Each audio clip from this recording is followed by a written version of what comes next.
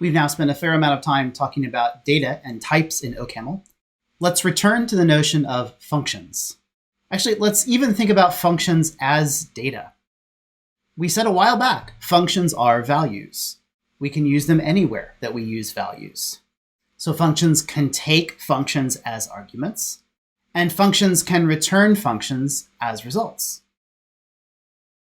This means that functions are higher order in OCaml. By higher order here, we mean exactly that they can be passed around and used as values like any other kind of value. Let's start by writing a couple functions. Double, which doubles its argument. And how about square? What if we wanted to quadruple a number? Well, quad of x could be 4 times x. There's another way we could code that up, though, which is we could use double twice. Quad prime could be the result of doubling double x. We learned about the pipeline operator before. We could use that to write quad as well. Quad double prime could be x pipelined through double and then pipelined through double. So that's a bunch of different ways of writing quad. Now, suppose you wanted to take the 4th power of a number.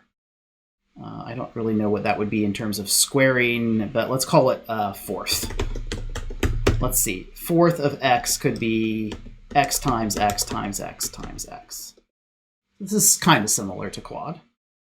We could also rewrite it, that is, in the same way as we rewrote quad. So we could have let 4th prime of x be the result of taking quad, or square rather, and applying square twice to the argument. Or we could do it with the pipeline operator.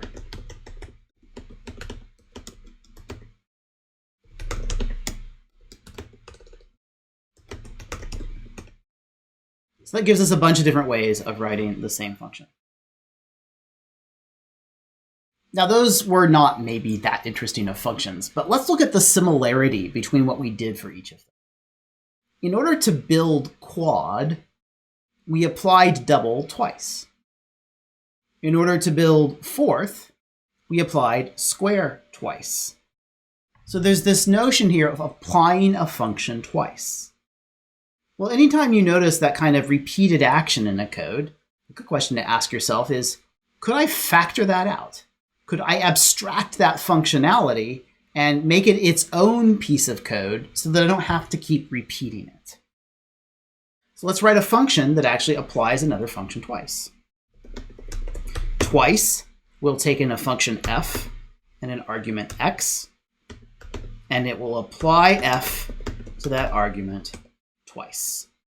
Let's look at the type of that function. Twice takes in a function from alpha to alpha.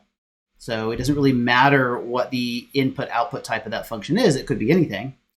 It then takes in a value of the input type and gives us back a value of that type, which is also the same as the output of the function. So I could use twice to recode some of the functions that I wrote before. For example, I could write quad. Let's see, what are we up to? Triple prime here. Quad of x could be twice double x. So we're going to take the double function and apply it twice to x. This is higher order. We're actually using twice as a function that takes in another function as an argument. I could do the same thing with 4th. So let's see, let 4th triple prime be twice square x. And of course, I could have done all of that with twice using the pipeline operator as well. I could have written it as fx equal x, pipeline through f twice. That would work just as well. I won't go back and rewrite the other functions with that, but you get the idea. Another thing I could do for quad and 4th is actually leave off the argument. I could rewrite quad, we're up to 4 primes here, as twice double x. Now, if I leave off the argument, what I mean is, suppose I just said quad, were this, in which quad is not taking in an argument here, but it is equal to twice double. So what's twice double? Well, twice, we can see the type of it up at the top here, takes in a function, takes in an argument, gives us back an output. But if we apply twice only to its function f, in this case we did twice double, what that gives us back is a function. A function of type alpha arrow alpha, or in this case, since double was defined based on integers, a function of type int arrow int.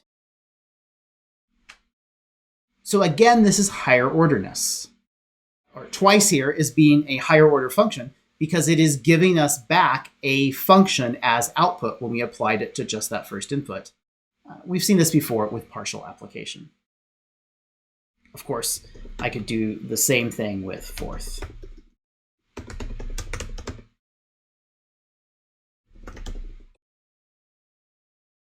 So that's a bunch of different ways of writing these two little functions. And the reason we took a look at all of these was to get some insight into what it means to be higher order. It means we can use functions in the same way as other kinds of values in the language by passing them into other functions and even returning functions as a result.